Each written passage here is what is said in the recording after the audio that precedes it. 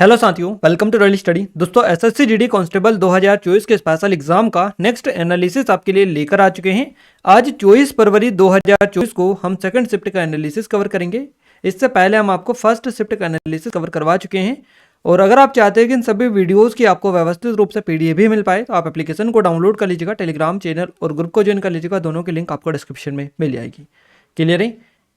और गाइज, आज हमें जो क्वेश्चंस भेजे हैं काफ़ी अच्छे खासे क्वेश्चंस हमें मिल चुके हैं। क्वेश्चंस जो भेजे हैं ये वर्षा त्रिपाठी जी जो कि लखनऊ से हैं, विमल कुमार जी दिल्ली से हैं, ये आकाश पाठक जी क्लियर है, सुहानी गौर जी जो कि नर्मदापुरम एमपी से हैं। इन सभी लोगों ने काफ़ी अच्छे तरीके से हमें क्वेश्चंस बताए, यहाँ तक कि इन्होंने पूरे एग्जैक्ट क्वेश्चंस बता दिए हैं। आपका भी अगर आने वाले दिनों में एग्जाम है तो आप भी इसी तरह से क्वेश्चंस बताएं और ज़्यादा से ज़्यादा क्वेश्चंस बताने में हेल्प करें ताकि हम आपको 100% सटीक एनालिसिस दे पाएं। तो गाइस, आप सभी से रिक्वेस्ट है कि इस वीडियो को लाइक कर लीजिए और चैनल को सब्सक्राइब अभी तक नहीं किया है तो सब्सक्राइब करके बेल आइकन को ऑल पर सेलेक्ट कर दीजिएगा ताकि जो भी नया वीडियो आए सबसे पहले आप सभी के पास में पहुंच पाए। तो आइए जीके जीएस और करंट अफेयर से स्टार्ट करते हुए हम हिंदी मैथ्स रीजनिंग की ओर आगे बढ़ते चलेंगे। पहला क्वेश्चन आपकी स्क्रीन पर आ चुका है हमारा आज की सेकंड शिफ्ट का। तपन कुमार पटनायक का संबंध किस नृत्य से है? सही जवाब हो जाएगा छाऊ से। तपन कुमार पटनायक ने छाऊ के लिए संगीत नाटक अकादमी पुरस्कार जीता है। छाऊ नृत्य एक पारंपरिक भारतीय नृत्य रूप है जिसकी उत्पत्ति पूर्वी राज्यों झारखंड, पश्चिम बंगाल और ओडिशा में हुई है। क्लियर है? यह एक जीवंत और गतिशील नृत्य रूप है जो अपने मार्शल आर्ट जैसे आंदोलनों और विस्तृत मुखौटों के लिए जाना जाता है। छाऊ शब्द संस्कृत शब्द छाया से लिया गया है जिसका अर्थ छाया या मुखौटा होता है। देखिए यहाँ पर तपन कुमार पटनायक को छाऊ के लिए संगीत नाटक अकादमी पुरस्कार जीता है इन्होंने। छाऊ नृत्य एक पारंपरिक नृत्य भारतीय रूप है, भारतीय नृत्य रूप जिसकी उत्पत्ति पूर्वी राज्यों झारखंड, पश्चिम बंगाल और उड़ीसा में हुई थी। बारदोली सत्याग्रह कब शुरू हुआ था? इस तरह से क्वेश्चन बना है आपके एग्जाम में। तो 1928 1928 आपका करेक्ट आंसर हो जाएगा। 1928 के बारडोली सत्याग्रह का नेतृत्व सरदार वल्लभ भाई पटेल ने किया था और 1925 में बारडोली तालुक बाढ़ और अकाल की चपेट में आ गया था जिससे फसल की उपज प्रतिकूल प्रभाव इस पर पड़ा था और इससे किसानों की आर्थिक जो है नुकसान हुआ था, किसानों का आर्थिक नुकसान हुआ था या आर्थिक हानि हुई थी इनकी। बाढ़ के कारण किसानों की दुर्दशा को नज़रअंदाज करते हुए बॉम्बे प्रेसिडेंसी ने बारडोली सत्याग्रह के परिणाम स्वरूप कर दरों में 22% की वृद्धि कर दी। जनवरी 1928 में बारडोली में किसानों ने वल्लभ भाई पटेल को विरोध आंदोलन शुरू करने के लिए आमंत्रित किया जिसमें उन सभी ने करों का भुगतान न करने का संकल्प लिया। तो इस तरह की ये चीज़ें हैं और बारडोली जो सत्याग्रह हुआ था ये हुआ था 1928 में सरदार वल्लभ भाई पटेल के नेतृत्व में। अगला क्वेश्चन पूछा गया, शुंग वंश का संस्थापक कौन था? सही जवाब हो जाएगा पुष्यमित्र शुंग। ये शुंग वंश का संस्थापक था। पुष्यमित्र शुंग वंश का संस्थापक था। क्लियर है? और पुष्यमित्र शुंग 185 ईसा पूर्व में शुंग वंश का संस्थापक था। ध्यान रखिएगा, उन्होंने 36 वर्षों तक शासन किया। वहाँ मौर्य यानी कि अंतिम मौर्य राजा बृहद्रथ का कमांडर इन चीफ यानी कि सेनापति था। इस तरह से आपके एग्जाम में सीधे सीधे क्वेश्चंस बन रहे। और गाइस देखिए यहाँ पर जो क्वेश्चंस बनाए ये मैं आपको रिकॉल करवा दूँ थोड़ी सी चीज़ें। आपका मौर्य वंश से जो क्वेश्चंस बना था उसी के फॉर्मेट में ये आपका नेक्स्ट जो क्वेश्चन बना है वो यही बना है। देखिए, शुंग वंश से क्वेश्चन आज बना है। कल और इससे पहले आपके मौर्य काल या मौर्य वंश से क्वेश्चंस बन चुके थे। हमने आपको बताया था कि मौर्य वंश से आपका एक संस्थापक से क्वेश्चन बना है, एक राजधानी से बना था कि मौर्य वंश की राजधानी कहाँ थी, संस्थापक कौन थे और मौर्य वंश का अंतिम शासक कौन था। ये तीनों क्वेश्चंस बन चुके थे। हमने बताया था आपका कि इसके बाद में अब जो वंश स्टार्ट होगा उससे क्वेश्चंस बनेंगे, है ना। तो इसी तरह का ये बेसिकली क्वेश्चन है। वृहद्रथ को मारा था पुष्यमित्र ने, युद्ध में वृहद्रथ को मार दिया था। मौर्य वंश के अंतिम शासक थे वृहद्रथ। क्लियर है? इनको मारने के बाद में पुष्यमित्र शुंग ने इस वंश की स्थापना की थी। तो बेसिकली वहीं से डायरेक्टली मौर्य के बाद में शुंग वंश स्टार्ट होता है, तो वहीं से ये क्वेश्चन डायरेक्टली बन चुका है। अब शुंग वंश के सारे फैक्ट आप याद कर लीजिएगा। पहला शासक कौन था, इसका शुंग वंश की राजधानी कहाँ थी, लास्ट शासक कौन था, सबसे प्रतापी शासक कौन था।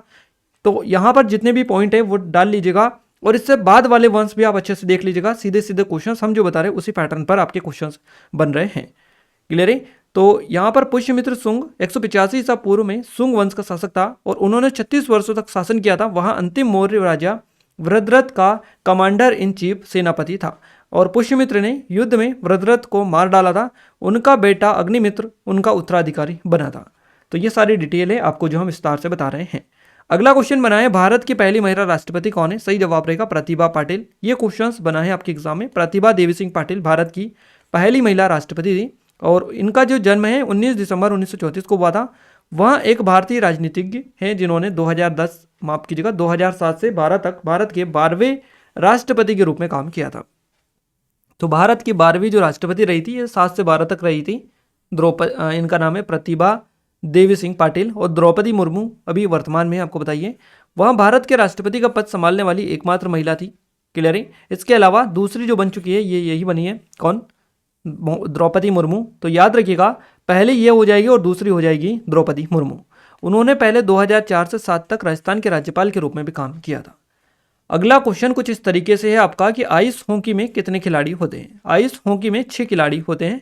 ध्यान रखिएगा, प्रत्येक टीम के 6 खिलाड़ियों को आमतौर पर 3 फॉरवर्ड, 2 डिफेंसमैन और 1 गोल टेंडर में विभाजित किया जाता है। स्केटर्स शब्द आमतौर पर गोल टेंडरों को छोड़कर सभी खिलाड़ियों पर लागू होता है। और आगे की स्थिति में एक केंद्र और 2 विंगर होते हैं, एक बायां विंग और एक दायां विंग। अगला क्वेश्चन कुछ इस तरीके से आपके एग्जाम में देखने को मिला है कि परिवार नियोजन किस पंचवर्षीय योजना का लक्ष्य था? चौथी पंचवर्षीय योजना आपको ऑप्शन में दे रखा था, बिल्कुल करेक्ट आंसर हो जाएगा। भारत में परिवार नियोजन कार्यक्रम 1952 में शुरू किया गया था।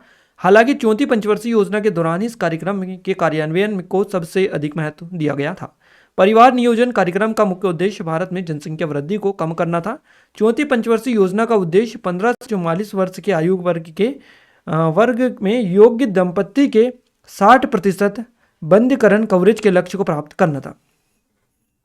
चलिए नेक्स्ट क्वेश्चन देखते हैं। अगला क्वेश्चन था खोरठा नृत्य किस राज्य से संबंधित है? इस तरह से तो झारखंड आपका करेक्ट आंसर हो जाएगा।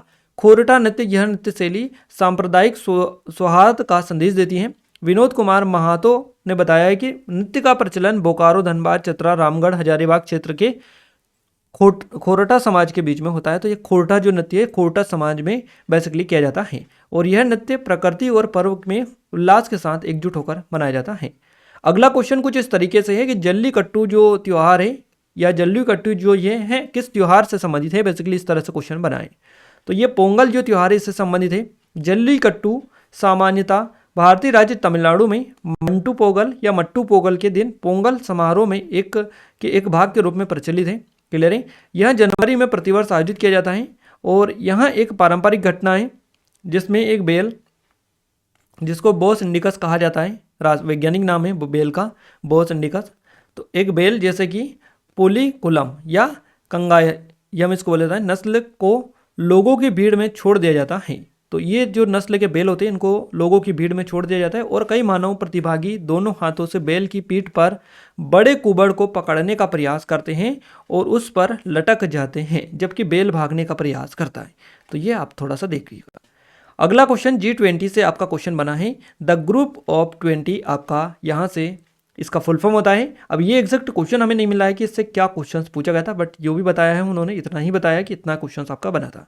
यहाँ एक अंतर्राष्ट्रीय मंच है जो 19 देशों और यूरोपीय संघ यानी कि EU से बना हुआ है, जो दुनिया की प्रमुख अर्थव्यवस्थाओं का प्रतिनिधित्व करता है।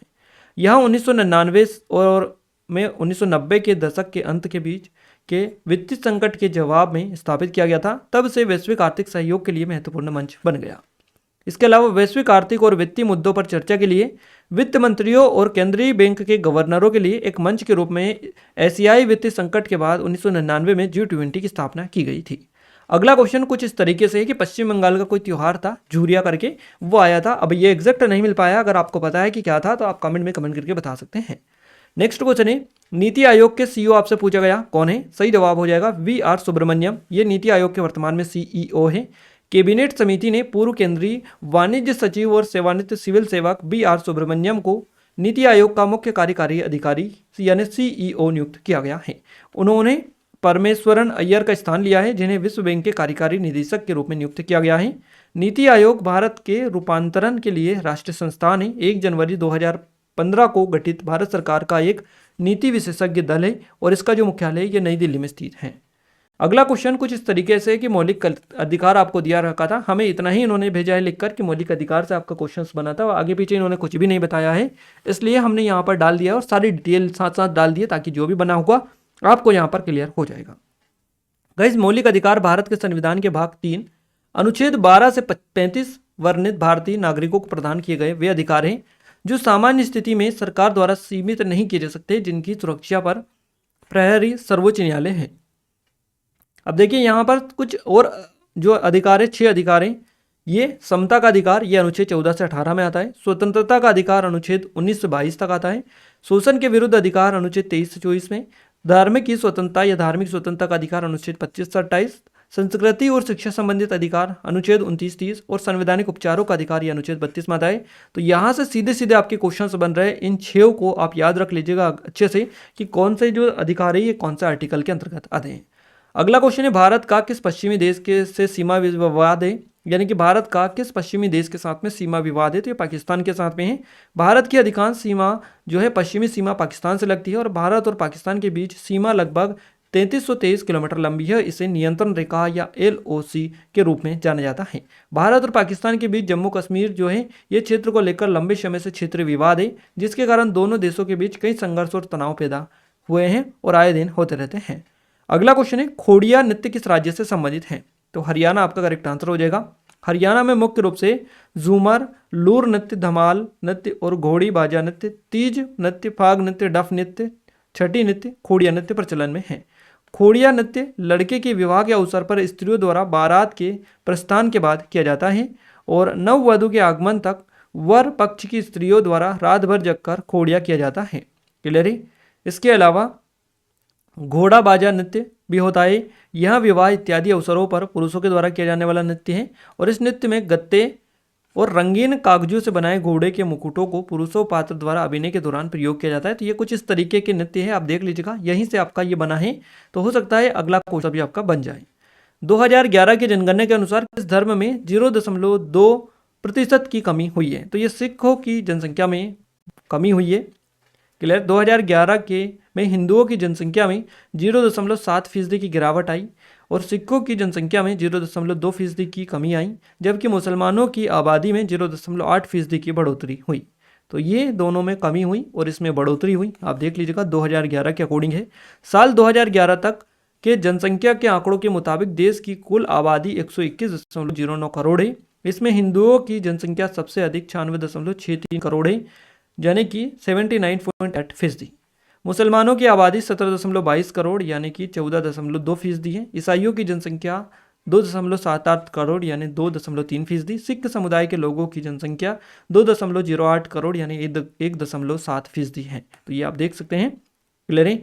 इसके अलावा बौद्ध धर्म के लोगों की कुल जनसंख्या 0.84 करोड़ है, जो देश में की कुल आबादी का 0.7% है। जैन धर्म के लोगों की कुल जनसंख्या 0.45 करोड़ है और यहाँ कुल आबादी का 0.4% भी है। आइए नेक्स्ट क्वेश्चन देखते हैं। अगला क्वेश्चन है, भारत के संविधान का अनुच्छेद 51 किससे संबंधित है, तो अंतर्राष्ट्रीय शांति और सुरक्षा को बढ़ावा देने से संबंधित है। ये भारतीय संविधान के अनुच्छेद 51 में 3 भाग है। 51A ये राज्य अंतर्राष्ट्रीय शांति और सुरक्षा को बढ़ावा देने का प्रयास करेगा। 51B कहता है राज्य राष्ट्रों के बीच उचित और सम्मानजनक संबंध बनाए रखेगा और अनुच्छेद 51C कहता है राज्य एक दूसरे के साथ संगठित लोगों के व्यवहार में अंतर्राष्ट्रीय कानून और संधि दायित्वों के प्रति सम्मान को बढ़ावा देगा और मध्यस्थता द्वारा अंतर्राष्ट्रीय विवादों को के निपटारों को प्रोत्साहित करना। ये सारे आपको 51 में देखने को मिलते, 51C में। क्लियर है। तो गाइज यहाँ पर हमें जो आज की शिफ्ट है ये वाली सेकेंड शिफ्ट, इसमें कम क्वेश्चंस मिले। टोटल 16 क्वेश्चन हमें मिले जो कि हमने आपको बताए हैं। 4 क्वेश्चन अभी मिसिंग है, यानी कि 3 क्वेश्चन अभी हमें नहीं मिल पाए, 3-4 क्वेश्चन नहीं मिल पाए हैं। क्लियर है। 17, 18, 19 और 20 4 क्वेश्चन की अभी कमी है। क्लियर है। तो अगर ये चारों क्वेश्चन आपको पता है तो आप कमेंट में कमेंट करके बता सकते हैं। बाकी हमें अगर मिल जाएंगे चारों क्वेश्चन तो हम नेक्स्ट शिफ्ट का जो एनालिसिस लेकर आएंगे थर्ड वाला, उसमें आपको ये चारों क्वेश्चन भी कवर करवा देंगे। क्लियर है। तो आप सभी जिन लोगों का एग्जाम था सेकंड शिफ्ट में, वो सभी ये जो क्वेश्चंस आपको पता चल चुके हैं तो ठीक है। इनके अलावा जो 4 क्वेश्चंस और अभी मिसिंग है, उन चारों में से जितने भी आपको पता है वो कमेंट में कमेंट करके बता दीजिएगा और उसके आगे शिफ्ट भी लिख दीजिएगा कि 24 तारीख सेकंड शिफ्ट का क्वेश्चन है, ताकि हमें पता चल पाए और हम नेक्स्ट जो वीडियो लेकर आए उसमें उनको हम आपको सबसे पहले बता पाए, ताकि आपको जो क्वेश्चन है सेकंड शिफ्ट के सारे पता चल पाए, है ना। तो आप बताइएगा। आइए अब हम हिंदी की ओर आगे बढ़ते हैं। हिंदी का पहला क्वेश्चन है, तिनका का तत्सम क्या है, तो ये तरण होता है। विदेश का यानी कि देश का विलोम आपसे पूछा है तो ये विदेश होता है। हानि का पर्यायवाची होता है। हानि का पर्यायवाची आपसे पूछा है तो ये घाटा, नुकसान, क्षति, नाश, संहार और क्षय, ये सभी हानि का पर्यायवाची हैं। हिंदी हमारी मातृभाषा है, इसकी शुद्ध वर्तनी क्या होगी, तो मातृभाषा हो जाएगी। मातृभाषा की पूछा है, मातृभाषा हो जाएगी। अब किसी की शुद्ध वर्तनी पूछे, एग्जैक्ट वर्ड जो है यहाँ पर मेंशन नहीं है, मिसिंग है, ध्यान रखिएगा। लाभ का विलोम आपसे पूछे तो लाभ का विलोम हानि हो जाएगा। आलस्य से संबंधित एक गद्यांश आया था जिसके 5 क्वेश्चन आपको मिले थे। अगला क्वेश्चन है कलेजे पर पत्थर रखना मुहावरे का अर्थ क्या है? तो घोर दुख या शोक को कड़ा दिल करके सहन करना और व्यथा व्यक्त न करना, यह होता है कलेजे पर पत्थर रखना। अगला जो क्वेश्चन है ये है द्रुपद की पुत्री, इसमें शुद्ध वर्तनी क्या होगी? तो द्रुपद जो शब्द है इसकी शुद्ध वर्तनी आपको द्रौपदी यहाँ पर मिल जाएगा, ऑप्शन में इस तरह से मिला था। वर्तनी शुद्ध से 2 क्वेश्चन है, अनेकार्थी से 1 क्वेश्चन है, रिक्त स्थान से 2 क्वेश्चन है, पर्यायवाची से 2 क्वेश्चन है, तत्सम तद्भव क्वेश्चन है, लोकोक्ति से क्वेश्चन है, वाच्य से 1 क्वेश्चन आपका पूछा गया, विलोम शब्द से 2 क्वेश्चन है, मुहावरे से भी आपका क्वेश्चन बना है। इसके अलावा मैथ्स में औसत से 1 क्वेश्चन है आपका, एसआईसीआई से 3 क्वेश्चन है, नंबर सिस्टम से 2 क्वेश्चन पूछे गए, सरलीकरण से 2 क्वेश्चन आपके पूछे गए और मेंसुरेशन 2D 3D से आपका क्वेश्चन बना है। इसके अलावा चाल और दूरी से 1 क्वेश्चन पूछा गया, रेलगाड़ी से 1 क्वेश्चन बना है, समय कार्य से 2 क्वेश्चन है, लाभ हानि से 2 से 3 क्वेश्चन है, प्रतिशत से 2 क्वेश्चन, एलसीएम एचसीएफ से क्वेश्चन बनाए और अनुपात से भी 1 क्वेश्चन बनाए। इसके अलावा आयु से भी क्वेश्चन आपका बनाए। तो गाइज ये सारे टॉपिक हमने कवर करवा दिए मैथ्स के। रीजनिंग के और देख लेते हैं। सिटिंग अरेंजमेंट से 2 क्वेश्चन बने हैं, पजल से क्वेश्चन बनाए, कोडिंग डिकोडिंग से 3 क्वेश्चन है, ब्लड रिलेशन से 1 क्वेश्चन है आपका, पेपर कटिंग से क्वेश्चन है, कथन निष्कर्ष से 1 क्वेश्चन है, अल्फाबेट सीरीज से क्वेश्चन है, 5 से 1 क्वेश्चन है, डाई से, दिशा निर्देशन से क्वेश्चन बना है, मिरर इमेज से 1 क्वेश्चन बना है, आकृति से 2 क्वेश्चन है, मिसिंग नंबर वाला 1 क्वेश्चन है आपका। इसके अलावा नंबर सिस्टम से 2 क्वेश्चन, क्लियर है, बैठक व्यवस्था यानी सिटिंग अरेंजमेंट से भी क्वेश्चन बनाए। तो ये सारे हमने आपको जीके, हिंदी, मैथ्स, रीजनिंग चारों सब्जेक्ट का ओवरव्यू दे दिया है पेपर का कि कहाँ से कितने क्वेश्चन हमें मिल पाए। सारे के सारे हमने आपको बताए, यहाँ तक कि पूरे के पूरे क्वेश्चन हमने आपको बताने में आपकी हेल्प की है। जितने भी क्वेश्चन हमें मिल पाते सारे हम आपको विद आंसर पूरी डिटेल के साथ में कवर करवाते ताकि आपकी ज़्यादा से ज़्यादा हेल्प हम कर पाएँ। क्लियर है, बट आप सभी को उसके लिए सपोर्ट करना पड़ेगा। हमारा क्या करना होगा उसके लिए आपको स्टार्टिंग में हम जो नंबर दे चुके हैं 7999087885, इन नंबर पर जब भी आपका एग्जाम हो आप हमें अपने क्वेश्चन जरूर सेंड करें ताकि हम आपको सबसे सटीक एनालिसिस दे पाएँ। गाइज हमें क्वेश्चंस मिलना चाहिए, उसके बाद में ही हम आपको एनालिसिस दे सकते हैं। तो क्वेश्चंस मिलना पहली प्रायोरिटी है।